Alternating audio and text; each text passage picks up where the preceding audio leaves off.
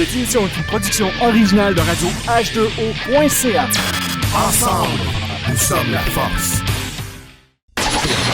Avertissement. Les propos, commentaires ou positions tenues lors de cette émission sont strictement à titre personnel et elles ne représentent aucune obédience en tout temps. Merci et bonne écoute.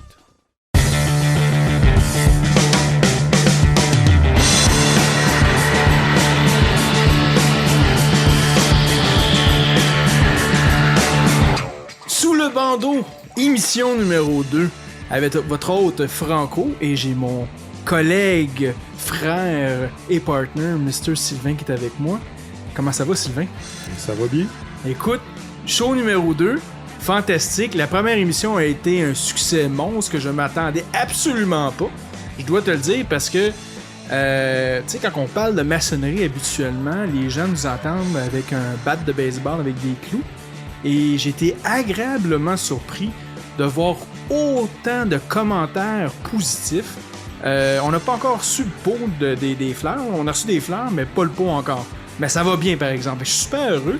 Puis tout ça, c'est aussi grâce à toi. Fait un gros merci, Sylvain, en fait, d'avoir fait la première émission et d'être là avec moi. En fait, t'as survécu. Donc, je pense que t'as aimé l'expérience. C'est fantastique. Tout à fait. Oui, écoute, c'était sensationnel. Un gros merci à tous ceux et celles qui ont téléchargé l'émission, qui nous ont écouté et retransmis la bonne nouvelle. Je te le dis, Sylvain, en dedans de, je te dirais, 24 heures, on a été... Même moi, personnellement, j'avais pas eu le temps de publier les émissions un peu partout sur tous les réseaux, qu'il y ait des gens qui ont pris le podcast, qui l'ont publié à ma place sur plein d'autres plateformes. Donc, j'ai trouvé ça génial. J'ai vu que mais mon show est le show est un peu partout, fait que c'était fantastique. Donc un gros merci à tout le monde. Merci à radioh2o.ca qui a pris l'émission. Merci à Production Podcast qui nous aide présentement pour la radiodiffusion. Merci aussi à Balado Québec, qui est aussi un partenaire, et bientôt on sera sur d'autres plateformes qui seront disponibles sous peu. Pour ceux et celles qui veulent nous écouter comme d'habitude, vous allez sur le site soit de souslebandeau.ca ou sinon via iTunes ou Google Play. Donc les émissions sont disponibles. Si vous avez des commentaires, questions sur l'émission, vous pouvez le faire comme les nombreux auditeurs qui sont venus nous poser des questions. Vous allez sur la page Facebook, donc facebook.com/sous-le-bandeau. Et vous allez avoir accès au forum de discussion et vous pourrez participer à toutes les questions. Honnêtement, Sylvain, on a tellement de questions qu'on pourrait faire une émission complète là-dessus. Et j'ai l'intention de faire une émission un peu genre questions du public. Aujourd'hui, on va quand même en couvrir certaines. On en a exactement 13 qu'on va faire. Oui, c'est ça. Puis surtout qu'on était pas loin du vendredi 13. Je pense que c'était ce mois-ci qu'on a eu le vendredi 13. Fait qu'on pourrait, écoute, on pourrait passer d'autres conspirations, c'est sûr et certain. Mais un gros merci aux auditeurs qui ont fait ces questions-là. On va être capable d'y aller sous peu. C'est sûr et certain. Donc, merci Sylvain d'être là. On a aussi un invité de marque ce soir. Je suis très heureux de t'avoir avec nous. Et pour parler des rites, parce que nous, notre émission de Sous le bandeau, on veut... en fait, c'est sûr qu'on veut dénoncer les désinformations, mais on veut aussi parler de la maçonnerie, parler des vraies affaires. Et c'est important de parler des rites parce que souvent les gens ne comprendront pas c'est quoi un rite. Et ce soir, on a le meilleur sujet qu'on pouvait avoir avec notre frère ici, Eric, qui est passé vénérable maître immédiat de la loge Humilité Fraternité, la grande loge autonome du Québec. Eric, comment ça va? Ça va super bien, Franco. Merci. Écoute, merci d'être là encore une fois. Puis écoute, je suis sûr et certain que les gens vont redemander puis qu'on va avoir des bons sujets ce soir pour eux. C'est sûr et certain. Merci pour l'invitation. Ça fait plaisir. Écoute, avant d'aller sur le vif du sujet, parce que le sujet de ce soir, on va parler du rite écossais rectifié, qui est un rite quand même, c'est à ce que j'ai appris ce soir, c'est un des premiers rites qui a existé dans la maçonnerie. On a les questions du public, mes chers amis, et je vous dirais, on va commencer un peu là-dessus. Et moi, qu'est-ce que je vais faire? Je vais vous poser des questions et je vais vous inviter à répondre sur ces questions-là. Donc, on va commencer par la première question qui est est-ce vrai que chaque grade maçonnique ne possède pas les connaissances des grades inférieurs?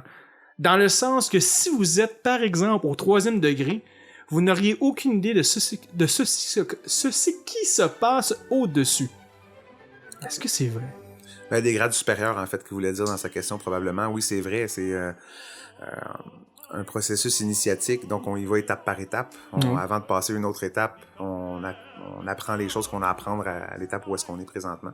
Donc dans le rythme, justement, tu disais que tantôt on parlait de rythme, dans celui que je pratique, c'est comme ça en tout cas. C'est la même chose chez nous aussi, dans le RE2A. Donc on n'a pas conscience des rythmes supérieurs. C'est pour le même parcours initiatique en fait. Il y a une raison pourquoi c'est là. Oui. Puis les gens vont dire, tu sais, puis je parle pour ajouter là-dessus, la raison c'est pas de bloquer l'information puis de la privilégier à certaines par grade, c'est une question de respect de conscience. Hein. On s'entend qu'on donnera pas des livres d'université à un enfant du primaire, il va absolument rien comprendre, tu sais. Donc c'est une question de bien assimiler chacun des grades, puis à fur et à mesure il y a la nouvelle information qui arrive, puis c'est comme ça que la personne elle peut évoluer. Il faut se rappeler que la maçonnerie, à l'époque, il y a très peu de gens qui savaient lire et écrire. Ouais. Alors le symbolisme, la connaissance se transmettait par l'expérimentation. Ouais. Alors à chacun des grades, on a une expérimentation à vivre, ce qui nous permet de découvrir les symboles et d'en faire la compréhension. Donc c'est surtout pas une course non plus. Là. C'est ça. Donc les gens voient ça comme si c'était des diplômes à aller chercher ou des médailles à mettre à notre veste, mais c'est pas ça du tout. C'est un cheminement personnel. Exact. Tout ce qui est lentement édifié va être solide. Alors plus que le processus maçonnique est long, plus que la personne va être solide. On voit parfois des gens qui peuvent être qui ont une montée fulgurante, mais généralement ce qui monte très haut rapidement retombe très vite. Exact. Puis tu sais, tu parles de ça, puis moi je me rappelle même des fois qu'il y a certaines grandes loges, puis on pourrait en parler plus longtemps, mais il y a même certaines grandes loges aux États-Unis que j'ai vu qu'ils passaient du 1er au 3e degré en une seule journée. Moi personnellement, je comprends pas comment que ces gens peuvent faire ça. En fait, ces frères-là peuvent faire ça parce que il y a tellement de choses à apprendre. Je veux dire, bon, pour moi, juste le 2e degré, le grade de compagnon, je pourrais passer ma vie là-dessus, tu sais, parce qu'il y a tellement de l'information ultra importante. L'apprenti, c'est super important, tu sais. Mais de passer ça de 1 à 3 en une fin de semaine, c'est quand même assez incroyable, tu sais. Il faut savoir qu'aux États-Unis, il y a beaucoup de loges maçonniques que c'est un petit peu sur le principe d'un club social. Ouais. Et que ça leur donne accès à des assurances groupes, des parties de spaghettis puis de trucs comme ça, d'organisation de village. Ouais. Ils n'ont pas nécessairement la même démarche. Il y en a d'autres que oui, c'est très sérieux, d'autres que c'est plus moins au sérieux. Ça fait partie malheureusement de la pratique des coutumes. La prochaine question qui est le rite de York possède-t-il 33 degrés? Difficile à répondre pour moi parce que je l'ai pas pratiqué. J'ai des frères qui le pratiquent, mais on parle pas vraiment de degrés. Donc ça a l'air très important pour les personnes qui posent des questions, mais pour nous, ça l'est beaucoup moins. Donc quand je vois un frère du rite de York, je parle pas vraiment des degrés, mais de d'autres choses. Donc c'est un petit peu difficile à répondre, en tout cas pour moi. Ouais. Ben en fait, moi, la seule chose, si vous allez sur le site web, en fait, même le site web du rite de York, vous allez avoir quand même pas mal toute l'information. Le seul rite, en fait, qui a 33 degrés officiellement, c'est le RE2A, c'est le rite écossais ancien et accepté. Puis peut-être pour ça que certains gens sont un peu confus avec tout ça, parce que, je pense que à ce que je comprends, moi, c'est que le rite écossais ancien et accepté, c'est le rite peut-être le plus populaire dans le mainstream sur Internet puis un peu partout dans le monde. Mais je veux dire, le rite de York n'a pas 33 degrés, là, en tant que tel. Mais comme je vous dis, vous pouvez aller voir sur le site web. Si vous allez juste yorkrite.com, vous allez voir toute l'information sur tous les degrés qui sont là, justement, là, dans ce rite-là. C'est public, c'est ouvert, donc vous pouvez aller voir ça, mais il n'y a pas de 33 degrés là, dans le rite de York. Et on retrouve beaucoup dans la maçonnerie toutes sortes de courants, mais en principe, il y a 3 degrés, apprenti, compagnon, maître, et les autres degrés, souvent, c'est considéré comme des degrés de perfectionnement. Ouais. Exact. Puis justement, ben le RE2A en a à partir du 4e jusqu'au 33e degré. Des rites en fait, des degrés de perfectionnement. L'autre question, qui est Albert Pike aurait-il créé le Ku Klux Klan? Était-il un maçon? Celle-là, je peux peut-être le répondre. J'ai fait quand même quelques recherches. Puis d'ailleurs, on va faire une émission. Merci beaucoup à l'auditeur qui a posé cette question-là. Puis c'était important parce que durant notre première émission, Sylvain, quand on a parlé un peu des conspirations, d'où ça venait.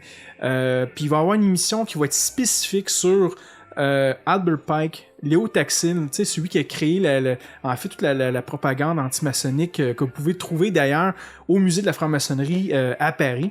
Toutes ces affiches qu'il a faites, en fait, vous allez toutes trouver ça. Donc, Léo Taxil, vous allez avoir aussi Docteur Bataille. C'était tous des noms de pseudo-noms qui ont été pris dans les années 1800, début des années 1900. On va faire une émission complète là-dessus. Mais quelque chose qu'on peut vous dire là, très rapidement, là, non, il a pas créé le Ku Klux Klan. C'est une invention de toute pièce. Puis est-ce que il était maçon? Ben oui, en fait, il a été reconnu comme maçon. C'est lui, en fait, qui a refait les hauts grades du RE2A. Et d'ailleurs, si vous voulez, il a fait plusieurs livres, dont un livre qui est très populaire justement par les conspirationnistes qui s'appelle Morale et dogme.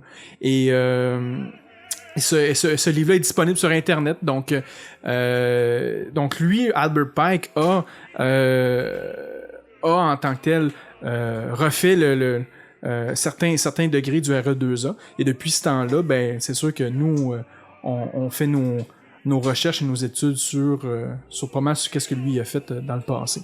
Mais on fera une émission complète là-dessus. Ça risque d'être super intéressant, je vous le dis. Là, j'ai déjà beaucoup d'informations, mais j'en ai tellement que on peut pas en parler aujourd'hui parce que on va parler du rite écossais rectifié, mais c'est super intéressant comme question. Une autre question. J'ai écouté l'œuvre d'Alexandre Astier, Camelot, et la personne a compté plusieurs symboles maçonniques, c'est bien, dont le nombre 3, qui est présent dans la musique et un peu partout. Les nombres en général ont l'air d'avoir une grande importance dans cette série. Saviez-vous si Astier est un maçon de haut gradé? J'en ai aucune idée. Moi non plus. Et c'est ça l'affaire, c'est que on n'a pas une chose qui est importante, c'est un maçon ne peut pas identifier un autre maçon. Ça, c'est une chose qui est super importante. Sauf s'il est décédé. Des fois, il va y avoir des exceptions. Et de deux, on n'a pas la liste complète de tous les maçons dans le monde. Donc, vous comprenez que nous, on n'a pas une base de données maçonnique qui dit telle personne, est-ce que c'est un franc-maçon et si oui, de quel degré? Ça se pourrait qu'il soit un franc-maçon. Ça se peut aussi qu'il soit pas un franc-maçon. Et encore une fois, pour revenir un peu à ce qu'on avait parlé la semaine passée, tu sais, la société s'est basée beaucoup sur des choses de la franc-maçonnerie. Je pense que Sylvain t'en avait parlé pas mal. Tu sais, tu parlais de justement la cour, tu sais, le gouvernement, il y a beaucoup de choses qui sont basées sur la franc-maçonnerie. La Chambre des communes. La Chambre des communes, c'est ça, tu sais. Donc, ça se peut très bien, tu sais. Puis oui, pourquoi que le 3 est important? Le 3 est très important en maçonnerie, mais tu sais, on peut parler du 3 comme la Trinité. Tu sais, je suis pas mal sûr, dans cette émission-là, je l'ai pas écouté, mais tu sais, la Trinité, c'est important, tu sais. Le Père, le Fils, le Saint-Esprit, le 3 a toujours été important dans plusieurs cultures. Donc, c'est peut-être pas nécessairement maçonnique, mais ça se pourrait qu'il soit un maçon, mais nous, on n'a pas cette information-là. On est quand même 6 millions de maçons à travers le monde. Alors, ça fait beaucoup de monde à vérifier. Ça fait une grosse base de données à aller voir, par exemple, ça. Prochaine question. Est-ce que certains premiers ministres du Canada ou du Québec ont fait partie de la franc-maçonnerie? Si oui, pouvez-vous en nommer quelques-uns? Je pense qu'on va revenir sur qu'est-ce qu'on a dit précédemment. Ça se peut qu'il y ait des maçons qui sont au gouvernement, mais nous, on ne sait pas nécessairement qui sont ces maçons-là. Et de toute façon, nous, on ne peut pas révéler si la personne n'a pas révélé elle-même qu'elle était franc-maçon. Nous, on peut pas révéler son identité, ça va à l'encontre. Et pourquoi on peut pas révéler son identité? C'est une excellente question, Sylvain. Justement, pourquoi? Parce que ça peut mettre des gens, la vie des gens peut être en danger, tu sais. Il y a beaucoup de pays qui a eu l'oppression contre les francs-maçons. Tu sais, je vais donner un exemple. Moi, j'ai connu des frères qui ont eu la vie misérable, qui ont été dans des pays arabes, parce que être franc-maçon là-bas, ça s'en va directement en prison. À Dubaï, c'est la peine de mort. Oui, c'est la peine de mort. C'est dangereux, tu sais. Donc, c'est pour ça que les gens voudront pas s'identifier, parce que justement, il y a une peur, justement, de se faire attaquer ou quoi que ce soit. Et surtout que, tu sais, puis on est quand même assez honnête, tu sais, la maçonnerie, même encore aujourd'hui, je veux dire, c'est pas beaucoup de gens qui apprécient nécessairement la maçonnerie parce qu'ils vont lire beaucoup de choses, des sujets de complot et tout ça. Donc, c'est difficile pour quelqu'un de dire, ben moi, je suis franc-maçon sans affronter finalement la vague peut-être d'insultes ou de messages de haine qu'elle pourrait recevoir. Donc, c'est pour ça qu'on garde ça discret, parce que la vie des gens, des fois, pourrait pourrait en dépendre. On sait jamais, des fois, ils pourraient en avoir des uberlus qui décident d'aller vouloir traquer des francs-maçons puis vouloir leur faire du mal. Quand la personne est ultra honnête puis qu'elle veut juste grandir puis qu'elle veut faire son cheminement maçonnique personnel.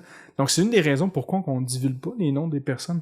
Pour leur sécurité, ça, c'est la première chose, tu sais. Et c'est leur cheminement, donc on doit respecter leur cheminement. Et ça se peut très bien aussi qu'il y a quelqu'un qui dit « Moi, je veux juste pas me révéler. » Donc, on est qui, nous, pour dire « Bon, ben, telle personne, c'est un franc-maçon. » C'est anti-maçonnique. Pour répondre un peu à la personne qui posait des questions, j'ai été faire des petites recherches pendant que vous parliez, puis sur Internet, il y a certains noms qui ressortent. Fait que c'est sûr qu'il faut vérifier les sources. Ouais. Mais c'est toutes des personnes qui sont décédées. On parle d'Honoré Bougrand au niveau de maire de Montréal de 1885 à 87. Il aurait été franc-maçon. Joseph-François Perrault. Puis au niveau canadien, il y a Johnny MacDonald, Mackenzie Bowell, John Diefenbaker. Donc, c'est des personnes qui ont été premiers ministres ou qui ont été touchées dans la politique, mais encore là, il n'y a pas il en parle, mais c'est pas des certificats, là, c'est du Wikipédia ou des sources comme ça. Mais c'est des noms qui ressortent quand même assez souvent. Donc, c'est ça. Il y a les mêmes rumeurs aussi concernant Pierre-Éliott Trudeau, René Lévesque et ainsi de suite. Mm-hmm. Sinon, la prochaine question, c'est dans quel rite y a-t-il 100 degrés? En fait, c'est 99 degrés, puis c'est le Memphis Mizraim. Exact. Donc, c'est un rite qui est un peu plus égyptien. Il y a quand même une bonne présence à Montréal. Je connais quelques loges Memphis Mizraim, un petit peu plus mystique, mais 99 degrés. Franco, tu pourrais peut-être expliquer, avec ta comparaison avec les arts martiaux, par rapport au rituel maçonnique, là, la différence entre RER, RE2A et ainsi de suite. Ben, en fait, oui. Puis, enfin, on en a parlé durant la première émission, mais on peut en parler vite, vu qu'on parle de rites, tu sais. Moi, pour moi, les rites, j'associe toujours ça comme du karaté, tu sais. Le karaté, t'as plusieurs types de karaté. T'as du Kyokushinkai, t'as du Aikido, t'as du Shotokan, t'as plusieurs types de karaté, mais à la fin, tu fais du karaté. C'est la même chose avec la maçonnerie. Il y a plusieurs types de maçonnerie, mais à la fin, on fait tout de la maçonnerie. Puis souvent, tu sais, on va faire des choses qui vont être différentes, tu sais. Quand on va dans nos loges respectives, puis qu'on s'en va visiter vos loges, ben on va voir qu'il y a des choses qui sont différentes, mais à la fin, c'est de la maçonnerie, puisqu'on est capable d'associer, de dire « Ah, ben regarde, tu sais, vous le faites comme ça, mais nous, on le fait comme ça, puis pourquoi, tu sais. » Puis le plus fun là-dedans, c'est d'associer finalement, de voir le commun, puis de dire « Ah, ok, là, je comprends pourquoi eux le font comme ça, parce qu'eux, il y avait une telle symbolique, puis nous, on l'utilise sur une telle autre symbolique. » Fait que c'est ça qui est vraiment intéressant avec la maçonnerie. Puis c'est ça, donc en la fin du meilleur du monde, on fait tout de la maçonnerie. Mais on l'exprime toujours différemment, tu sais. Effectivement. Sinon, la prochaine question, c'est est-ce que 3 degrés est le maximum pour tous les rites? Et après, ce n'est que de la perfection et l'élaboration des connaissances de l'initié. Je pense qu'on a répondu un petit peu à cette question-là Oui, tantôt. on l'a pas mal répondu. Ce qui est universel, c'est les 3 premiers degrés. Peu importe le rite. Excellent. Quels sont les motifs qui entraînent un initié à aller plus loin dans son apprentissage? Ah, ça, c'est intéressant, par exemple. Je pense que c'est vraiment personnel. Il y en a que c'est les recherches très littéraires, de bibliothèque, des connaissances. Il y en a d'autres, c'est le contact fraternel. Il y en a, c'est le cœur, justement, l'entraide. Donc, on a toutes des raisons différentes d'aller là. Donc, c'est vraiment personnel. Moi, je vois ça comme ça. Je suis d'accord avec Eric, j'abonde dans le même sens. Excellent. Avez-vous un lien direct ou indirect avec les Skull and Bones? Moi, j'ai bien aimé le film. Mais non, c'est vraiment... C'est pas comparable du tout. Là. Ouais, exact. Après, moi, ça fait depuis 2008, je suis dans la maçonnerie. Ouais. J'ai jamais rien vu de luciférien ou de Skulls and Bones. Ouais. Non, rien de ça. Mais écoute, puis c'est important de le dire, c'est pas des groupes maçonniques. Fait que ça se peut très bien que ça existe. Ça se peut très bien qu'ils sont en opération. Ça se pourrait aussi qu'il y ait des maçons qui font partie de ces organisations-là. Comme il peut y avoir des gens, des maçons qui sont au Club Optimus, qui sont Chevaliers de Colomb. C'est juste une autre organisation qui font... Il y a des organisations criminelles qui se sont inspirées de la maçonnerie pour avoir des loges, des chapitres et ainsi de suite. Là. Ben oui. Donc... C'est souvent emprunté à la maçonnerie. Oui, exactement. Fait que c'est souvent emprunté à la maçonnerie, mais ce n'est pas de la maçonnerie. Donc, prochaine question. Ça, c'est un peu d'actualité. Est-ce que l'affaire Roson est un sujet qui a été discuté entre vous, ou est-ce que c'est ce genre de sujet qui peut faire partie de vos sujets dans vos réunions? Non. les gens croient à tort qu'on se réunit en secret dans un sous-sol quelque part, avec une grande table, tous les loges ensemble, tous les grands maîtres, et on conspire. C'est pas du tout comme ça. Il y a rien de ça qui se passe là. Même entre certaines loges, entre certains frères, souvent, il y a des prises de bec, il y a des prises d'opinion qui sont différentes. Donc non, c'est même et surtout au Québec, là, comparativement à d'autres pays, mais surtout au Québec, il y a quand même beaucoup de divisions au sein de la franc-maçonnerie entre les loges, et pas de la division, je dirais, de façon négative, mais ça se fréquente, mais il n'y a pas de conspiration, là, que tout le monde est ensemble, puis qu'on décide des grandes orientations du Québec, là, puis qu'on dit au premier ministre, là, demain tu vas dire ça à la télévision, là, c'est pas ça. Là. Mais peut-être que la personne voulait juste savoir si on parlait de ce sujet-là aussi en loge, puis moi je dirais que non, parce que un peu comme on fait référence aux arts martiaux, moi j'enseigne aussi les arts martiaux, puis on a un rituel de début qui fait justement la différence, c'est comme le salut du début, qu'on fait la division entre le monde profane, si on veut, puis le monde sacré. En loge, on est dans un monde sacré, donc tout ce qui se passe dans le monde profane, on n'en parle pas vraiment, on tombe dans du symbolique, on tombe dans d'autres choses. Après, si on veut en parler comme ça, entre nous, il n'y a pas de problème, mais donc, c'est plus pour... C'est exactement ça. Puis écoute, je pense que c'est le message que les gens doivent comprendre, tu sais. Quand on vient en maçonnerie, on travaille sur nous autres mêmes. On est conscient de ce qui se passe à l'extérieur. Qu'on n'est pas nécessairement, on n'est pas d'accord. Tu sais, il peut y avoir des sujets qu'on n'est pas nécessairement d'accord. Tu sais, l'affaire Ozon, en toute honnêteté, moi personnellement, je trouve ça dégueulasse. Mais je veux dire, puis probablement qu'on va en parler à l'extérieur de la loge avec les frères ou sœurs. Mais en loge, nous, on se concentre sur nous autres mêmes pour grandir. Donc c'est ça. Prochaine question. Il reste 2 questions. On est rendu à 13. 13, c'est quand même pénible, hein, on s'entend. Il nous reste 2 questions. La prochaine question, c'est: y a-t-il un ordre du jour à chaque fois, à chaque tenue maçonnique? Ben, je vais me prononcer. Je vais pas toujours être le premier à parler, mais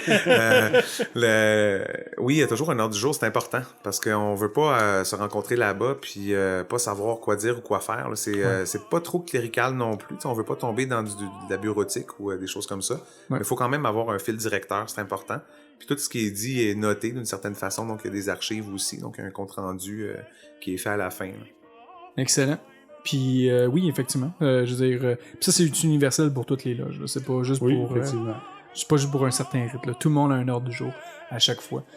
C'est une invitation, en fait. C'est que les frères ou sœurs qui vont recevoir l'invitation vont savoir qu'est-ce qui va se passer ce soir, puis ils vont décider d'y aller ou pas si ça leur intéresse. Il y a des sujets des fois qui peuvent interpeller plus une personne qu'un autre. Donc c'est comme ça que les visiteurs viennent visiter d'autres loges aussi. Si on a justement un profane qui va être initié, par exemple, mais on voit les noms aussi. Donc ça se peut que ce soit une personne qu'on connaît. C'est déjà arrivé chez nous.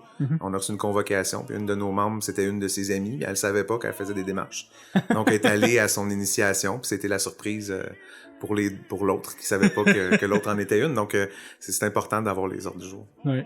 Tu vois, moi, l'été passé, j'étais allé avec ma conjointe, on est allé faire notre tour d'Europe. On est arrivé à Paris, notre première journée, puis moi, j'étais allé visiter le Grand Orient de France. Puis évidemment, bon ben moi, je voulais peut-être assister à une tenue, j'étais tout excité, on va aller voir une tenue. Puis quand j'étais arrivé au Grand Orient de France, ben ils m'ont dit oui, écoute, si tu veux participer, mon frère, aucun problème. Et là, ils m'ont ouvert un cartable. Tu sais, nous au Québec, on n'est pas beaucoup de maçons. Tu sais, on s'entend que les loges, on va peut-être avoir, tu sais, une trentaine de personnes, ça va être bien. En France, c'est pas la même chose. Et moi, on m'a ouvert un cartable et il y avait peut-être une vingtaine d'ordres du jour. Puis là, je devais juste choisir sur quel sujet que moi je voulais participer, que je voulais aller voir. Et j'ai choisi ma tenue. C'était une tenue blanche, ouverte. Et ils ont invité quelqu'un de l'extérieur pour parler d'un sujet. Et j'ai trouvé ça extrêmement intéressant parce que c'était dans mon domaine de travail. Donc, j'étais allé assister. Mais j'ai littéralement lu tous les ordres du jour et j'ai choisi la tenue que moi je voulais participer. C'était fait. Donc, c'est important un ordre du jour parce que, justement, c'est l'invitation qu'on envoie à tous les frères et sœurs. Donc, c'est ultra important. Dernière question, la 13e. J'espère que vous êtes prêtes. À quoi peut bien servir aujourd'hui la franc-maçonnerie? Aucune efficacité ni dans les actions, ni dans les idées, ni dans la spiritualité. Et ça, là-dessus, mes chers frères, j'aimerais ça vous entendre. Je vais te laisser la parole, étant donné que je parlais tout le temps premier tantôt, donc mon frère Sylvain... D'abord, dans les actions, la franc-maçonnerie est très présente dans les œuvres caritatives à travers le monde, mais elle se fait discrète. Ouais. Donc, c'est pas crié sur les toits, c'est pas annoncé dans les journaux, à part à l'occasion, souvent, quand les Shriners vont annoncer la création d'un hôpital. Mais sinon, c'est pas quelque chose qu'on crie sur les toits. On ne cherche pas la reconnaissance de nos actes, on les fait, point. Ouais. D'abord, ça, c'est pour les actions. La deuxième, c'était... Ni dans les idées. Dans les idées. Ouais. Bref, c'est pas nous qui allons débattre sur la place publique des idées, et nous, on possède pas la vérité, on la cherche. En fait, s'il y a des débats, on le saura pas que c'est fait par des maçons. C'est ça. Donc, ils peuvent être engagés ou pas. Voilà. Ouais, c'est personnel, ça aussi. Moi, je dirais que c'est sûr qu'avec une ligne comme ça, on sait pas non plus si la personne en est une ou pas, en est un ou pas, un maçon, ou s'il a été déçu, mais prenons pour acquis que c'est un profane. Mais c'est sûr qu'il a pas vécu lui-même le cheminement pour voir qu'est-ce que ça peut apporter. Parce que personnellement, dans ma vie, ça a changé beaucoup de choses. Ouais. Je me compare à avant. J'écoute beaucoup plus les personnes qui sont alentour de moi. C'est pas un secret, c'est un secret de polichinelle, en fait, de dire que l'apprenti qui rentre en loge n'a pas le droit de parler. Ouais. Donc, l'écoute, le silence, tout ça, ça l'apprend. Il y a une raison pour ça, puis moi, ça m'a apporté quelque chose. Donc, que ça soit inutile, que ça peut pas servir à grand-chose aujourd'hui, moi, je serais pas d'accord. C'est plus une opinion qu'une question, en fait, que la personne a posée. Puis dans le dernier point, en fait, ni dans la spiritualité. Ça, je suis pas d'accord avec ça. Mais il faut savoir qu'il y a des loges qui sont athées. Oui. D'autres qui sont mystiques. Et d'autres qui sont plus en faveur des droits ou qui travaillent sur des questions civiles. Donc, ça, c'est libre à chacun. Et nous, on travaille sur l'esprit même de la fraternité, sur la spiritualité, sur comment se rapprocher de notre Créateur, le Dieu de notre cœur, en fait. On va en parler justement tantôt, peut-être avec le rétécos rectifié. Oui, ben écoute, tu parles de tantôt. Je pense qu'on va aller en pause. Je pense on vient de passer à travers de 13 questions. Il est temps de prendre une petite pause. On va aller avec une musique maçonnique. Et c'est un rap que j'ai trouvé... Vous allez rire de moi, là. Mais c'est un chanteur rap qui, en fait, qu'à la fin de chacune des émissions de la nouvelle série qui passe à Sky One, qui s'appelle Inside the Freemason, c'est la Grande Loge Unie d'Angleterre qui a sorti 5 épisodes qui parlent des 300 ans de la franc-maçonnerie. Vous irez voir ça, c'est disponible sur amazon.co.uk. Et ce chanteur-là, moi je le trouve absolument phénoménal. Et ce sera la chanson pour la pause. Donc on vous revient tout de suite après.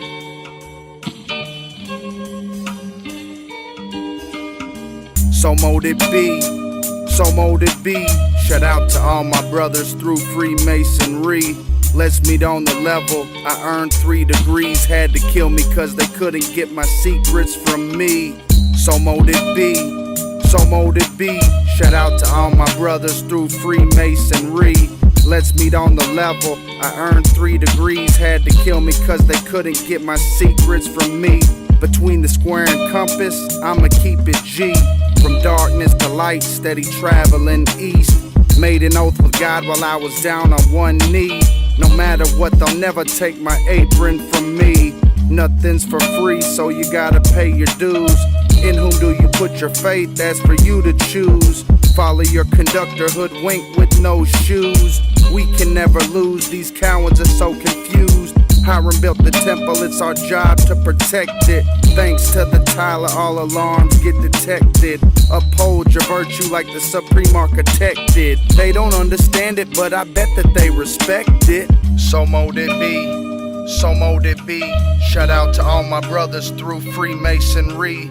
Let's meet on the level. I earned 3 degrees, had to kill me cause they couldn't get my secrets from me. So mote it be, so mote it be. Shout out to all my brothers through Freemasonry.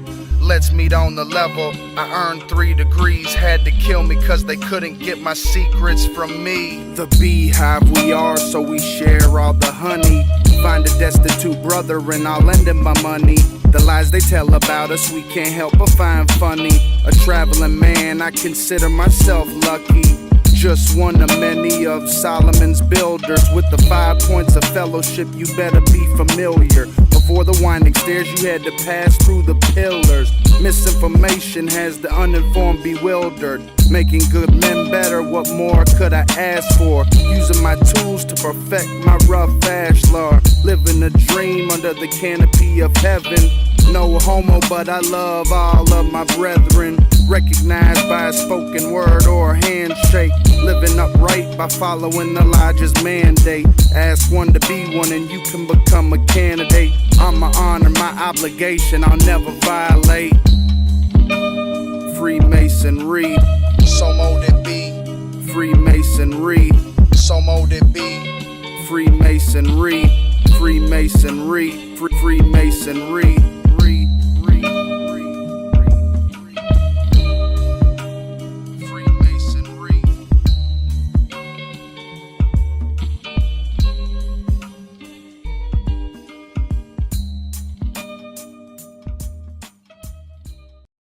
Tu veux participer à l'évolution de Production Podcast?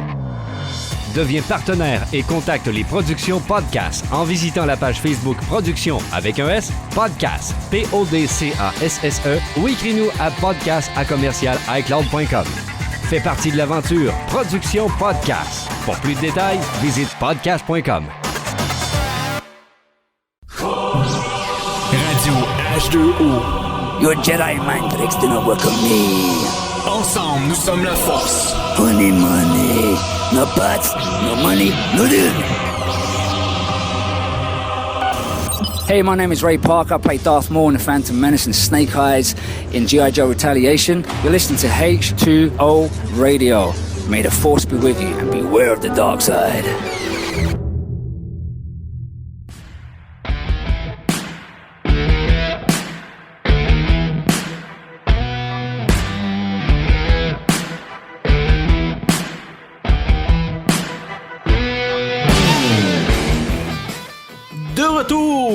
Sous le bandeau, encore une fois l'émission numéro 2. Et là, maintenant, on s'en va sur un sujet ultra intéressant. Avec notre frère Eric, on va parler du rite écossais et rectifié. Mon cher Eric, la parole est à toi, mon cher. Donc, merci beaucoup, Franco. Donc, rite écossais rectifié, on appelle ça aussi le régime écossais rectifié. En fait, pourquoi qu'on appelle ça le régime? Exact. Donc, un régime vient du côté qui était sur une base militaire, en fait. Donc, si on regarde les trois mots qu'on a devant nous, régime écossais rectifié ou rite écossais rectifié, le régime appelle une structure sur une base militaire. Écossais, c'est parce que le rite fait partie de l'écossisme, un peu comme le rite écossais ancien accepté ou le rite écossais donc le rite écossais pur. Donc rectifier, pourquoi qu'on parle de rectification? C'est la rectification de la prévarication, donc la chute d'Adam. Donc ça remonte à loin, je vais revenir à ça un peu plus tard. C'est drôle parce que nous on parle que la maçonnerie ça a plus de 6000 ans. Mais là, si tu parles d'Adam, on est rendu plus que 6000 ans. Là. On est rendu vraiment loin. Là. Exact. Non, on va revenir à ça plus tard. C'est bon. OK, donc si on fait un recul justement en arrière, donc si on regarde la maçonnerie dans les années 1740 à peu près en France, donc c'est après le 1717 là, en Angleterre, qu'il y avait déjà des loges de formées, mais qu'il n'y avait pas vraiment de structure. Donc en 1744, il y a à peu près une vingtaine de loges à Paris. Puis ces loges-là naissent normalement des loges militaires quand les militaires quittent les camps. Okay. Il y a comme des pratiques, ils laissent derrière eux des loges civiles. Okay. En 1773, la naissance du Grand Orient de France, par exemple. Donc, il y a à peu près 600 loges déjà à ce temps-là. Déjà ah ouais, 600 loges. Ouais. Puis dans ce temps-là, est-ce qu'on savait où ce qui était leur temple? C'est sûrement pas le temple de Cadet, ça, c'est sûr et certain. Non, c'est ça, exact. Donc, c'est un petit peu plus mystérieux, je dirais, là, mais il y avait des rencontres qui se faisaient. Ça pouvait être chez quelqu'un ou dans un pub, justement, ou ainsi de suite. Donc, la maçonnerie rectifiée, il y a eu quand même des sources différentes. Donc, il y a 3 influences principales au rite écossais rectifié. Il y a la stricte observance templière. Oui. Il y a les chevaliers maçons élus Cohen de l'univers.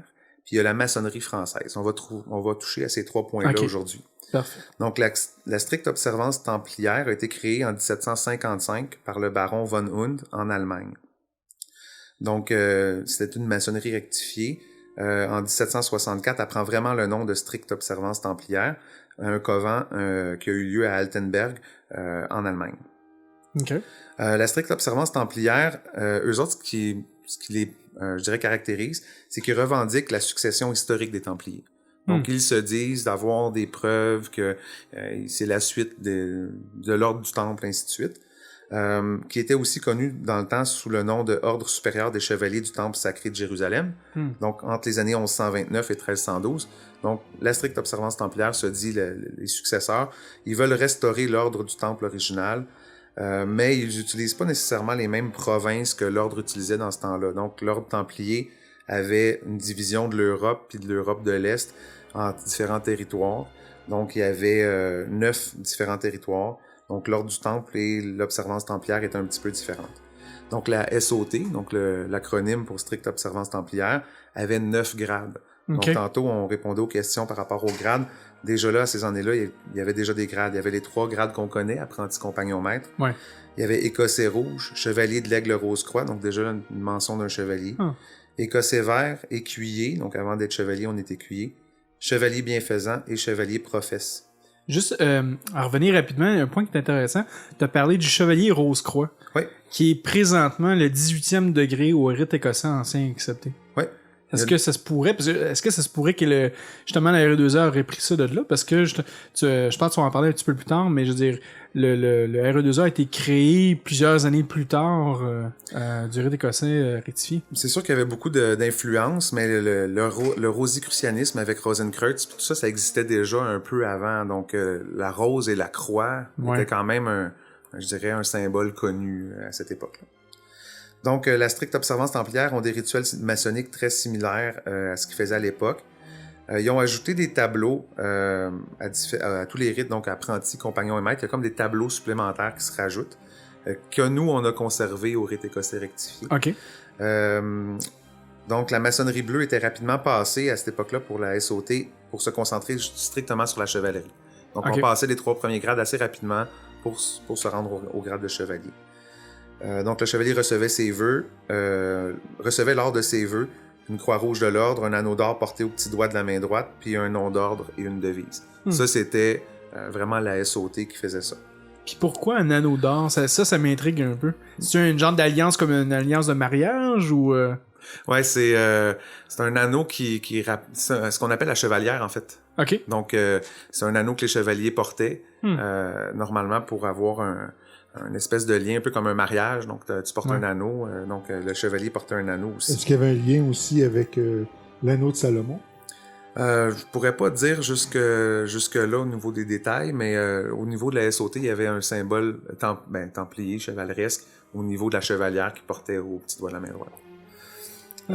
Donc, les créateurs du rite écossais rectifié, il y en a plusieurs, mais il y en a un qui ressort du lot. Okay. Donc, dans les créateurs, je dirais originaux, il y a Bernard et Jean Turckheim, il y a Rodolphe Saltzman et il y a Jean-Baptiste Willermoz. Donc ça, c'est ceux qui ont vraiment créé le rite au début. Jean-Baptiste Willermoz, c'est celui qui est le plus connu. C'est l'âme pensante des créateurs du RER. Il est né en 1730 à la ville de Lyon, en France. Puis il a été initié en 1750, donc il avait 20 ans. En 1763, il a créé un chapitre rosicrucien à Lyon. Puis il est décédé à 94 ans en 1824 à Lyon. Donc à cette époque-là, c'était un âge plus que vénérable. Ouais. Puis dans ce temps-là, ça veut dire que lui, il faisait partie autant de la franc-maçonnerie que des Rose-Croix, ce que je comprends. Ben, il a été influencé par la Rose-Croix aussi. Son parcours, je vais continuer à en parler. C'était un maître artisan au niveau de la soie, un commerçant. Okay. Donc, il était très présent dans la ville de Lyon. Mais il a aussi été influencé, comme je disais tantôt, par les élus Cohen de l'univers. Qu'est-ce que c'est ces élus Cohen-là? C'est une rencontre qu'il a faite en 1767 avec Martinez de Pasquali. Okay. C'est celui qui a créé l'élu Cohen de l'univers. Donc, dans ces années-là, cette personne-là était très, très, je dirais, entichée ou était passionnée par le côté chrétien, en fait, du symbolisme. Donc, vraiment le symbolisme chrétien, l'ésotérisme chrétien. Okay. Puis, cet homme-là est parti en 1772 à Saint-Domingue, donc Port-au-Prince. Donc, c'est un personnage qui est assez mystérieux. Dans les élus Cohen, il y a de l'illuminisme, une tendance ésotérique chrétienne. connaissance directe de Dieu perdue depuis la chute d'Adam. Donc, on parlait de la réintégration tantôt. Ouais. Opération théurgique. Il y a eu des discussions par rapport aux anges, au magnétisme. Ils ont essayé pas mal d'affaires. OK. Puis Willermoz était désemparé devant avoir un maître absent, en fait, qui répondait pas aux questions du groupe. Donc, il y a eu, je veux dire, un processus qui s'est créé qui va amener vers le RER. Puis, il y a une autre personne qui est importante, c'était Louis-Claude de Saint-Martin, qui a beaucoup travaillé avec... c'est un disciple, en fait, de Pasquali. Quand on parle de martinisme, mais ça vient de Louis-Claude de Saint-Martin aussi. Toujours rattaché aussi au livre de réintégration des êtres. Donc, comment que l'être humain a comme été la résultante de la chute d'Adam dans les légendes là, chrétiennes ou dans les histoires chrétiennes. Donc... en 1778, il y a eu beaucoup de changements au niveau des rituels. Sans révéler de secret, il y en a qui disaient qu'il y avait des châtiments physiques ou des promesses de châtiments physiques si on révélait des secrets ou des choses comme ça. Donc, il y a eu un abandon de ces châtiments physiques-là. C'était plus des châtiments qui étaient moraux. Donc, si on parle des secrets, on va devenir un homme sans foi, sans vertu, digne du mépris, ainsi de suite. Donc, c'était suffisant. Donc, toutes les décors d'autres rites qui sont à notion de vengeance seraient interdits aux rites écossais rectifiés. Donc, il y a des petits trucs comme ça. Donc, il y a eu une réforme officielle du RER. Il y a eu un convent des Gaules en 1778. Donc, il y avait certaines provinces qui étaient là en France. Donc, on parlait des provinces templières tantôt. Il y en avait quelques-unes. Puis, le plus important des convents, c'est en 1782. Puis, c'est là que Willermoz arrive puis il fait une brisure avec la stricte observance templière. Il dit, nous... on veut s'inspirer des valeurs chevaleresques, mais on veut pas avoir un lien historique avec les Templiers qui a jamais vraiment été prouvé non plus. Donc, le RER se dit pas l'officiel, je veux dire, filon historique là, au niveau des Templiers. Donc, le RER est achevé vraiment en 1782. Puis, tous les documents officiels sont disponibles maintenant à la Bibliothèque de Lyon. Tous les originaux manuscrits de Willermoz sont présents là. Donc, n'importe qui pourrait écrire à la Bibliothèque de Lyon puis payer pour avoir les manuscrits, puis il serait là. Donc, c'est pas... quand on dit que la maçonnerie, c'est secret, c'est pas vraiment secret. C'est plus discret, mais il y a rien de mal là-dedans. Puis probablement, il y a même déjà des gens qui ont copié les manuscrits qui sont déjà disponibles sur Internet de toute façon. Donc, faut pas... C'est pas dans les écrits qu'on va venir un maçon, c'est dans ce qu'on vit. Exact. C'est pas ce qui est important. Mais moi, surtout, le côté historique m'intéresse vraiment beaucoup. Donc, c'est pour ça que j'en parle maintenant. Il y a eu la Révolution française aussi en 1789. Fait que la plupart des francs-maçons ont été décimés parce qu'il y avait quand même beaucoup d'élites au niveau de des gens qui en faisaient partie. Donc, le RER s'est replié en Savoie, en Suisse, en Allemagne. Puis au début du 19e siècle, il y a eu un retour. Donc, les maçons du rectifié sont avant tout des mystiques intéressés par les mystères divins, l'univers, ainsi de suite. Donc, quand on parlait tantôt de date, donc le RER aurait été créé dans les années 1778. Rite français 1784-86. RE2A, donc rite écossais ancien accepté 1801. Memphis Mizraïm 1810, puis Émulation 1823. Donc, c'est à peu près tout dans les mêmes années, là, les mêmes 50 années à peu près. Là, ça tourne dans ce coin-là. Donc, le RER, au niveau de l'histoire, il y a eu un sommeil en 1846. Donc, il a arrêté d'avoir des loges, il a arrêté d'avoir des travaux. Y avait-il une raison spécifique pour ça?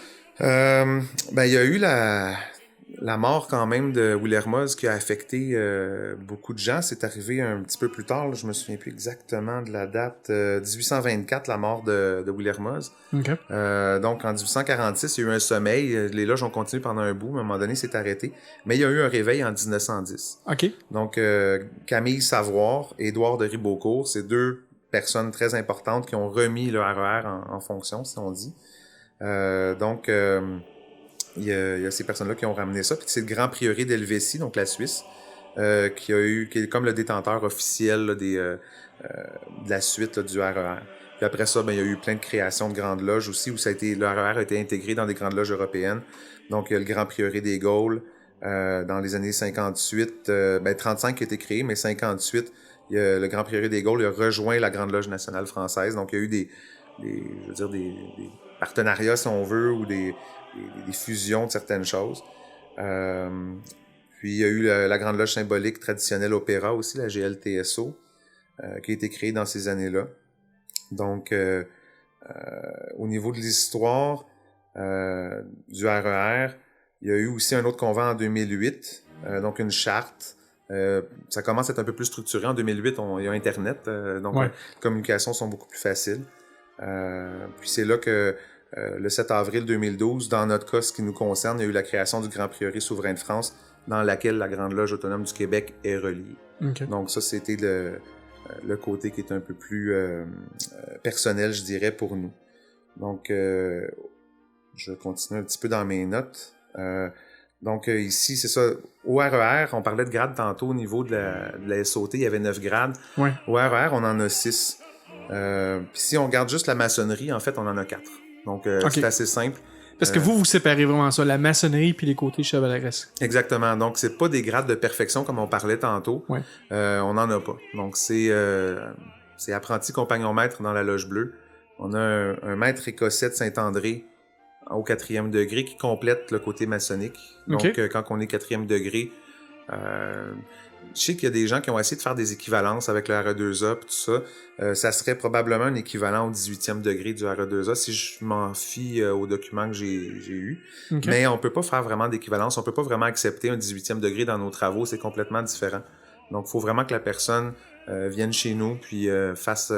le cheminement, au pire, à partir de maître, il pourrait venir directement au 4e degré, parce que maître, c'est égal maître partout, peu importe ton rythme. Donc, ça, c'est pas si grave que ça. Mais maître écossais, c'est vraiment le dernier grade au niveau maçonnique. Après ça, on tombe dans la chevalerie. Donc, on s'en est parlé un petit peu avant d'entrer en onde, mais on n'a pas... moi, je dirais ça. Avant, le RER... était très caché au niveau de la structure. Donc, on voulait pas... Les créateurs voulaient pas annoncer la chevalerie à ceux qui étaient en maçonnerie. Donc, le grand prieuré, ben ça se disait pas, ces mots-là. C'était juste pour ceux qui étaient rentrés dans le prieuré, en fait. Donc, pour écrire la façon que c'était structuré, ils utilisaient d'autres mots. Donc, on parlait des grandes loges écossaises ou des directoires écossais. Donc, au lieu de parler de préfecture puis de termes qui étaient un peu plus chevaleresques. Donc, c'était caché. Aujourd'hui, si vous tapez régime écossais rectifié au grade ou des choses comme ça, vous allez tomber tout de suite sur le régime, pas le régime, mais le CBCS, donc l'acronyme qui veut dire Chevalier bienfaisant de la Cité Sainte. C'est le grade le plus haut chez nous. Ben vous tombez directement dessus, puis vous allez voir les provinces d'Europe, puis les préfectures, puis tout ça. Donc c'est difficile de cacher ça aujourd'hui. Ouais. Donc... Puis est-ce que, là c'est vraiment une question de curiosité, parce que même moi je suis pas au courant de ça. Tu sais, au RE2A, on va parler que le 1, 2, 3, finalement, est légiféré par la Grande Loge. Tout ça, ce qui est 4 à 33, c'est le Suprême Conseil. Est-ce que tu pourrais dire que le Grand Prieuré est l'équivalent, finalement, d'un Suprême Conseil? Oui, mais en fait, le Grand Prieuré, c'est vraiment la structure en tant que telle et non pas un conseil d'administrateurs. Okay. Ça va être plus... c'est des endroits, en fait. Une préfecture, c'est un endroit, c'est comme une loge. Donc, le Grand Prieuré ou le Prieuré, ben, c'est une structure qui va prendre chacun des préfets, des préfectures, puis ils vont se rencontrer ensemble. Donc oui, d'une certaine façon, ça ressemble beaucoup à la structure du RE2A, mais ça a un nom différent. Ouais. C'est fantastique. Donc, c'est ça. Puis quand on tombe en chevalerie, mais c'est sûr que avant de tomber chevalier, ben, on est écuyer. Donc, le 5e degré, chez nous, c'est écuyer. Le 6e, c'est chevalier. On parle pas de Patrice l'écuyer, on parle d'écuyer, hein, c'est ça? Okay, exact. Parfait. Donc, c'est écuyer novice, en fait, qu'on dit. Puis après ça, on tombe ce chevalier bienfaisant de la Cité Sainte. Mais c'est pas nécessaire d'aller jusque-là. Un maçon peut très bien rester maître ou 4e degré, puis il va être satisfait de son salaire d'une certaine façon. Ben oui. Donc, normalement, ça prend 3... Au niveau de la structure de l'ordre, ça prend 3 loges bleues pour créer une loge verte. OK. Puis ça prend 3 loges vertes pour faire une grande loge écossaise. Puis ça prend 3 grandes loges écossaises pour faire un directoire. Okay. Donc, on parlait de directoire, l'équivalent. Une grande loge écossaise, c'est l'équivalent d'une préfecture. Un directoire écossais, c'est l'équivalent d'un grand prieuré. Puis un grand directoire, c'est comme une province. Okay. Donc, on fonctionne quand même avec les provinces européennes. Fait que nous, ici... étant donné que notre grand prieuré est en France, bon, on prend la province d'Occitanie, en fait, là, dans laquelle il fait partie. Puis pourquoi qu'on pourrait pas avoir une province au Québec? Ben, il y en a qui l'ont créé eux-mêmes. Donc ça, je suis pas super d'accord avec ça. Ça vient quand même d'un côté historique templier. Il y avait 9 chevaliers dans ce temps-là qui faisaient partie d'une commanderie. Ok. Il y a un maximum de 9. Quand il y avait un 10e chevalier qui arrivait, mais il faisait 2 commanderies différentes. Le chiffre 9, on parlait de numérologie tantôt, Ouais. c'est très important. Donc il y a 9 provinces, on peut pas avoir 10 provinces.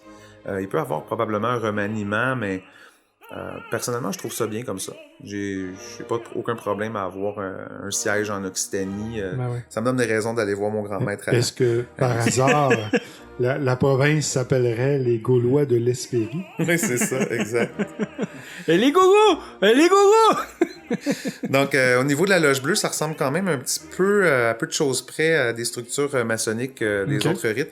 On a 9 officiers qui dirigent la loge, plus un dignitaire qui est pas un officier, mais qui est important quand même. Donc, normalement, tu as le vénérable qui est là en place pendant 3 ans. Ouais. Puis on a un surveillant, un premier et un deuxième, donc ils vont surveiller les apprentis, les compagnons. On a un orateur. On a un secrétaire qui est là lui aussi pour 3 ans parce qu'il est en décalé d'1 an par rapport au vénérable. Comme ça, quand Ok. le nouveau vénérable arrive, tu as un vieux secrétaire qui sait comment que ça marche. Puis quand que le secrétaire s'en va, puis il y en a un nouveau, ben là, tu as un vieux vénérable qui est capable d'aider le secrétaire. Donc, il y a une entraide. Trésorier, un élémosinaire, donc ça, c'est un gros mot, un grand mot, je veux dire, mais c'est comme l'équivalent de l'hospitalier. Donc, Nous, R2A, c'est l'hospitalier. Ouais. exact. Donc, c'est celui qui va s'enquérir des nouvelles des absents ou la santé de la loge, des choses comme ça. On a un économe, puis on a un maître de cérémonie. Puis le dignitaire, c'est le passé-maître immédiat. Donc, lui, il va avoir aussi un sautoir, comme une espèce de collier Ouais. avec un bijou qui le représente.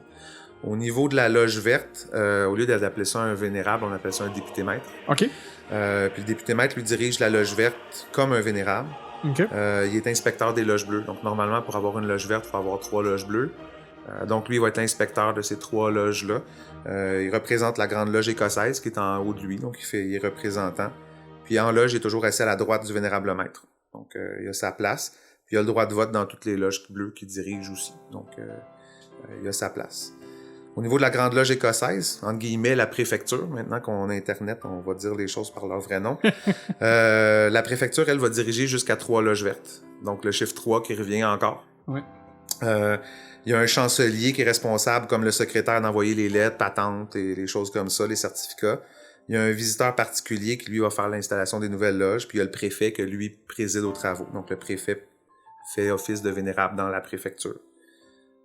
Puis, en haut de ça, ben, il y a le directoire écossais qui est comme le grand prieuré. Donc, c'est lui qui a le droit de constituer les loges. Les officiers sont inamovibles pendant 3-5 ans. Donc, il y a une structure qui est quand même assez, comme je disais au début, militaire. Donc, un peu pyramidale. Il y a des personnes qui sont responsables, d'autres personnes, un peu comme les Romains avec les décurions, puis les centurions, tout ça. Donc, ça ressemblait quand même un peu à ça.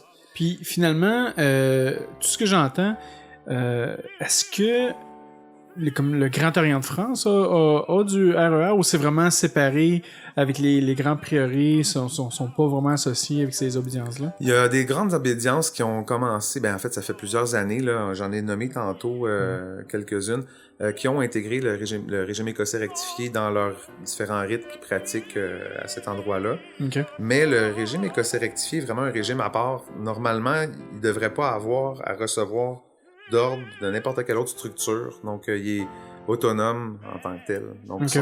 ça fonctionne vraiment par un prieuré, mais l'homme étant homme, on n'a pas je dirais, de maçonnerie, régime écossais rectifié, centralisé, universel.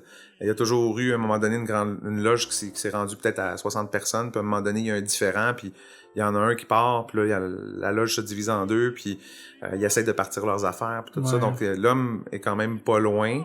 Fait qu'il n'y a pas je dirais, de maçonnerie universelle au niveau du rite écossais rectifié. Fait qu'il peut avoir plusieurs, je dirais, prieurés dans la même province. Puis normalement, dans l'esprit de Will Hermos, quand il a créé ça, ça devrait pas arriver. Ça devrait avoir juste une structure. Donc, juste au Québec, ici, il y a comme 4 centres de rite écossais rectifié qui sont différents, qui font toutes partie d'une grande loge différente. Donc, puis pourtant, toutes ces personnes-là, à un moment donné, ont toutes fait partie de la même loge. C'est juste qu'à un moment donné, il y a eu des différends, puis ils se sont séparés. Ça, c'est un point qui est bien important, tu sais.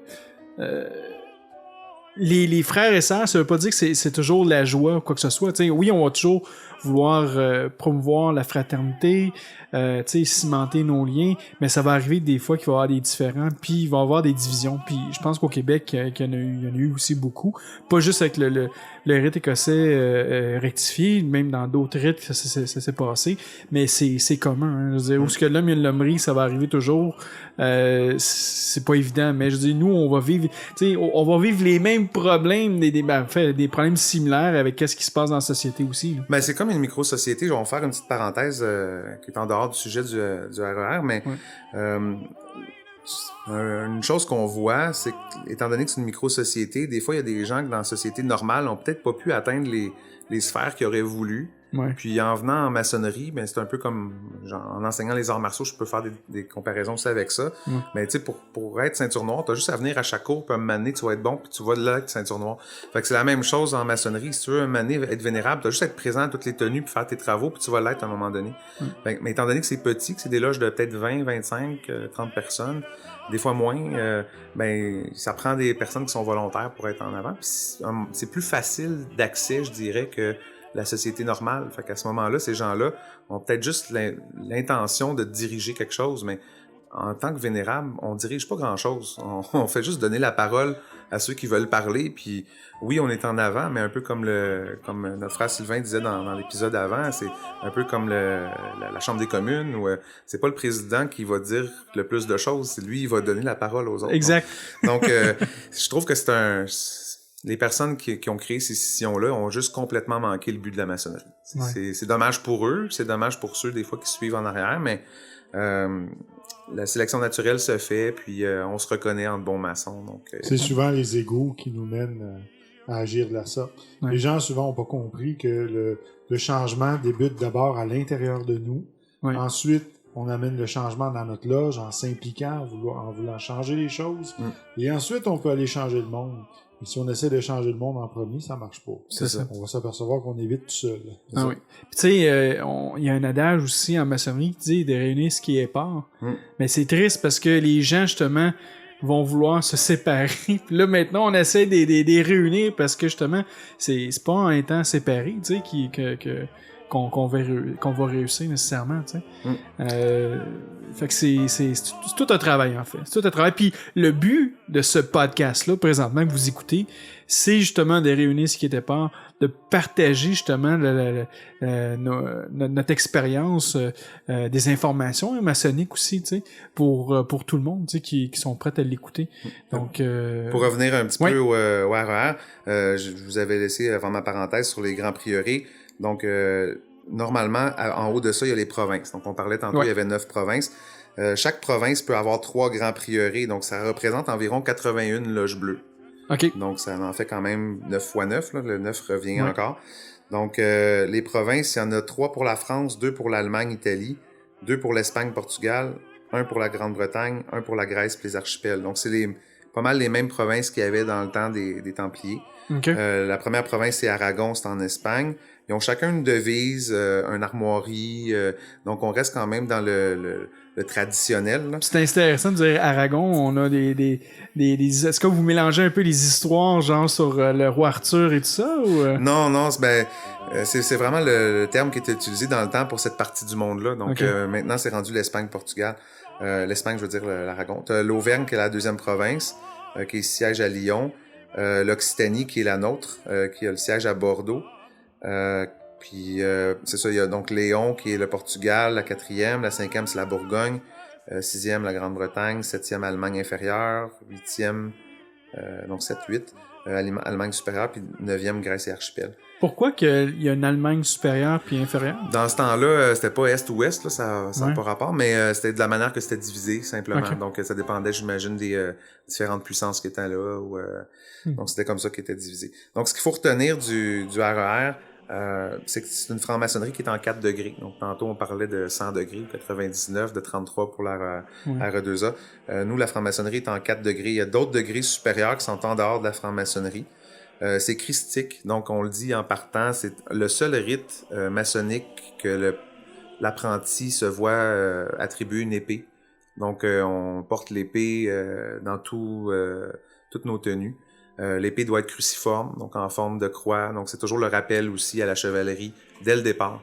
Donc c'est christique et non pas nécessairement catholique ou protestant. Il n'y a pas de saveur, mais faut pas se le cacher.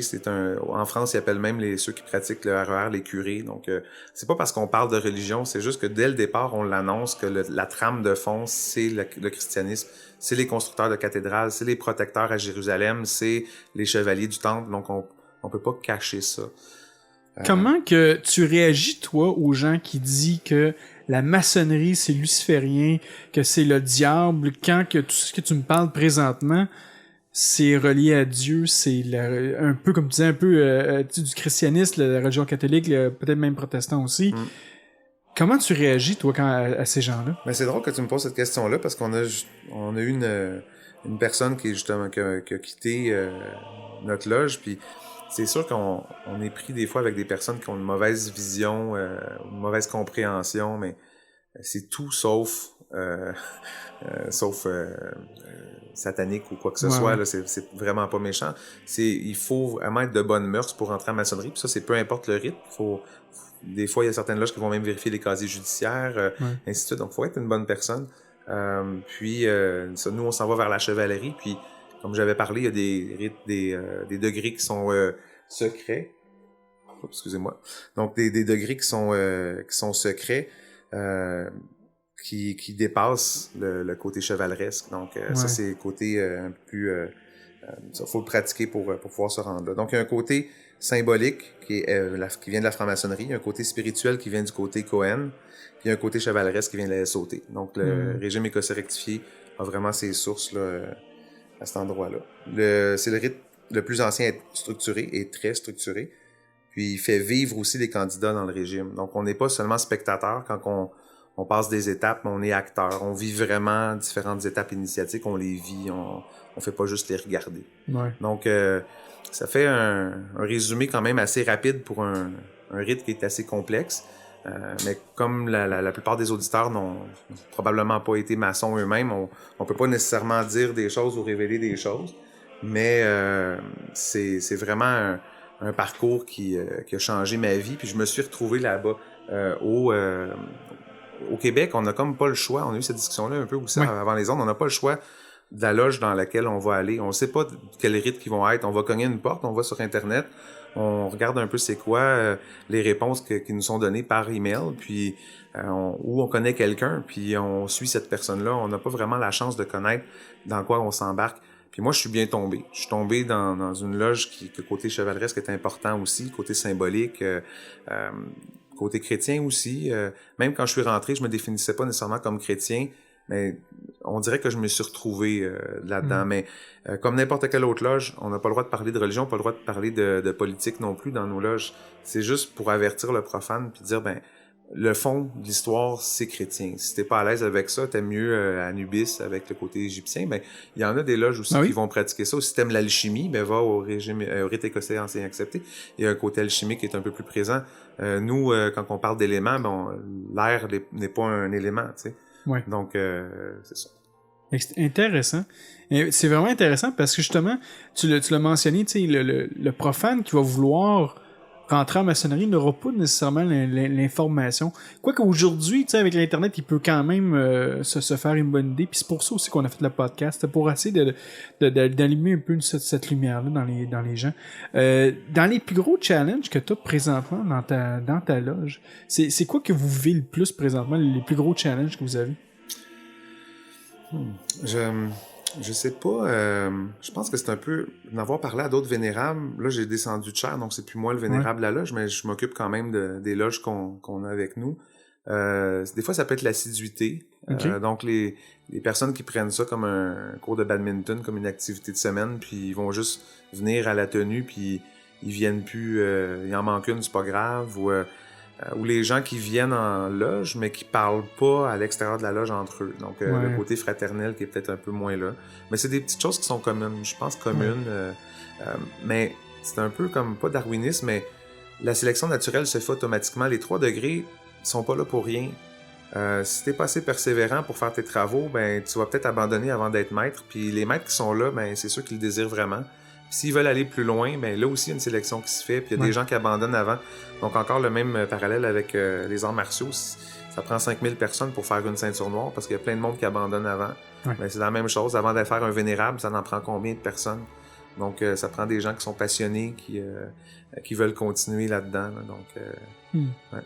Puis parle-moi un peu de ton obédience. Vous êtes situé où? Vous êtes à Montréal? Oui, on est à Montréal. C'est un point central qui est important pour notre loge qui est, je dirais, initiatique, même notre loge de recherche. On a une loge de maîtres qui se rejoint pour parler de sujets un peu plus poussés. On avait regardé pour un point sur la Rive-Sud à un moment donné, mais comme je dis souvent à d'autres frères maçons, faut pas partir une loge de force. Il faut avoir le temps qu'elle naisse comme il faut, qu'il y ait assez de maîtres pour la partir, tout ça. Donc, des maîtres qui sont à 2 loges ou 3 loges en même temps, qui font 3-4 offices parce qu'ils veulent aider toutes les loges, puis tout ça, ils vont s'épuiser, puis les travaux seront peut-être pas aussi bons. Donc, il faut prendre le temps de faire les choses comme il faut. Donc, point névralgique, Montréal, je pense que c'était logique, mais on verra par la suite. Notre loge va bien, on a à peu près 25 personnes, frères et sœurs. Je dirais peut-être 60-75% d'hommes, le reste de femmes. Moyenne d'âge de peut-être 40-35 ans dans ce coin-là. Est-ce que tu en as vu pas mal de jeunes? Ça, c'est une question en fait qu'on s'est posée récemment. En fait, quand on est allé, moi et Sylvain, au Clipsas, puis même au Commam l'été dernier, il y avait justement une campagne d'approche pour la jeunesse, parce que plusieurs ont remarqué que la maçonnerie c'est vieillante. T'sais. On ne veut pas dire que c'est rendu Villa-les-Petits-Vieux ou quelque chose comme ça, ou une résidence de personnes âgées. Un club de mon oncle, de grand-père. Mais je veux dire, est-ce que vous le vivez, ça, ce problème-là avec la jeunesse dans vos loges? Non, c'est pas vraiment un problème en tant que tel. On aime ça avoir nos dinosaures, comme on appelle, là, les plus vieux qui détiennent justement une grande sagesse, qui ont fait 40 ans de maçonnerie. C'est important qu'ils soient là. Mais nous autres, dans les règlements des loges réunies rectifiées, normalement, un maçon ne pouvait pas être maçon avant l'âge de 21 ans. Okay. Sinon, à moins d'être fils d'un maçon, à ce moment-là, il pouvait être initié un petit peu plus jeune. Mais on parle d'un 21 ans des années 1700. C'est pas la même, je dirais, responsabilité ou conscience sociale d'une personne de 21 ans qui est ici à notre époque. À 21 ans, dans ce temps-là, c'était beaucoup plus mature. Donc, c'est sûr, quand il y en a qui viennent à 21 ans, on se pose des questions, savoir si c'est le bon moment pour lui. Puis c'est peut-être mieux qu'il attende, quitte à ce qu'il aille dans une autre loge, mais on veut pas affaiblir la loge non plus ou faire initier quelqu'un qui va lâcher un an après parce qu'il s'est fait une blonde. Donc, faut avoir quand même une dose de sérieux. Mais il y en a quelques-uns qui arrivent à 22 ans. On a des demandes qui arrivent vers 22 ans, 23 ans. Mais la majorité, c'est une trentaine d'années à peu près. Intéressant. Écoute, pour vous rejoindre, comment qu'on fait si on veut rejoindre votre grande loge? En fait, c'est par Internet. Donc, Franc-Maçonnerie Montréal, si vous tapez ça, vous allez arriver sur la Grande Loge Autonome du Québec. Vous tapez aussi Grande Loge Autonome du Québec, vous allez arriver sur un site. On a notre site Facebook aussi, Grande Loge Autonome du Québec. Vous pouvez nous envoyer un message là-dessus, puis on va vous répondre. Donc, tout se fait par courriel, puis tout le système d'enquête après, là, qui est normal, peut-être que vous allez couvrir dans un autre podcast. On contacte le FBI à chaque fois. Exact. Donc on a le FBI, le GRC. Exact. On a des contacts, on a des frères et sœurs qui en font partie. Bon, on parle d'autres rumeurs. Là. Non, mais c'est ça. Faut être de bonne mœurs, faut être sérieux dans nos démarches. Il va y avoir des enquêtes qui vont être faites, donc des entrevues normalement qu'on fait chez la personne pour être sûr que l'environnement est bon. Souvent, le non-verbal fonctionne beaucoup aussi. Ouais. On veut juste avoir des personnes qui sont sérieuses. Donc, on dit toujours que c'est plus facile de rentrer en maçonnerie que d'en sortir. Plus difficile, je veux dire, à rentrer qu'à sortir. Donc, il y a des gens qui vont dire c'est quoi qui se passe là? Non, c'est ça. Donc, plus difficile à rentrer qu'en sortir. On n'est pas la scientologie, on vous le dit tout de suite. Exactement. Donc, ça peut être difficile parce que les gens perdent patience, puis c'est trop long comme processus. Puis, mais une fois que quelqu'un veut sortir, il a juste à donner sa lettre de démission, puis il s'en va, il n'y a pas de problème. Donc, c'est ça. Excellent. Merci beaucoup, mon frère Eric. Grandement apprécié. Ça m'a fait vraiment plaisir. Je pense que ça termine très bien notre émission pour ce soir. Et là-dessus, mon frère Sylvain, t'as pas parlé beaucoup aujourd'hui. T'étais quasiment en apprenti aujourd'hui. T'as gardé le silence pas mal durant toute la soirée. Mais je garderai les derniers moments, les dernières minutes pour toi, pour ton mot de la fin, mon frère. Eh bien, j'étais en stricte observance templière. J'observais. Ben Moi, oui. j'ai eu l'occasion de participer à quelques loges de notre frère Éric. Et j'ai adoré vraiment mon expérience. C'est très riche. C'est à saveur chrétienne aussi, mais j'ai bien aimé. C'est des gens extraordinaires. Puis c'est une belle énergie. Ah oui, absolument. Puis, comme on vous dit, allez voir leur site web, qui est franc-maçonnerie-montréal.ca, j'imagine, ouais. franc avec un tiret, maçonnerie. Vous allez les retrouver, normalement, c'est dans les premiers qui sortent aux Grandes Loges autonomes du Québec sur Facebook. Vous allez les trouver aussi. Fantastique. Donc, un gros merci beaucoup, Éric. Merci, Sylvain, d'avoir été là encore une fois cette semaine. Et on se retrouve dans pas grand temps. On a quand même plusieurs sujets. Je vais répéter les sujets pour les prochaines semaines. On va parler d'Albert Pike avec Léo Tactile, Dr Bataille et toute la gang. Là. C'est joyeux luron qu'on pourrait dire. Moi, j'aurais une bonne suggestion. Vas-y donc. Des femmes en maçonnerie. Ah, c'est une bonne idée, ça. Oui, effectivement. On va inviter. Puis il faut en inviter aussi des femmes. Oui. D'ailleurs, s'il y a des auditrices qui sont maçonnes qui aimeraient parler avec nous, vous pouvez aller directement sur le site du Sous le bandeau. Sur Facebook. Envoyez-nous un message privé et ça va nous faire plaisir d'essayer de boucler du temps. Donc on pourrait certainement parler de ça. On va parler, comme je disais tantôt, d'Albert Pike. On a aussi d'ici la fin de l'année, et ça c'est vraiment intéressant aussi, on va avoir 2 frères qui vont venir de la Grande Loge de Memphis Mississippi à Montréal, qui vont venir ici, qui vont parler de l'ordre maçonnerie. On a même un auteur de franc-maçonnerie qui fait des livres de franc-maçonnerie au Québec, qui va venir se joindre à nous aussi prochainement d'ici la fin de l'année. On vous le dit, là, il va y avoir des sujets pas mal intéressants.